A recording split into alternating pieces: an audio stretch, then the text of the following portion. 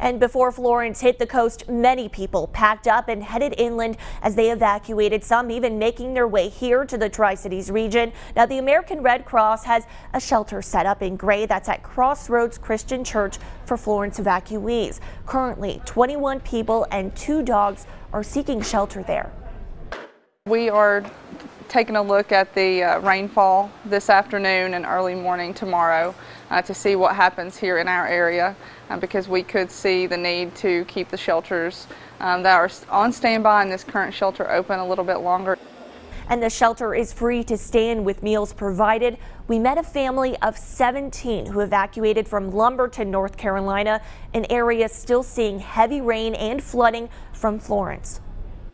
We just left, and I really do believe that God has guided us here, because when we got here, we don't have to ask for anything. They offer what we need.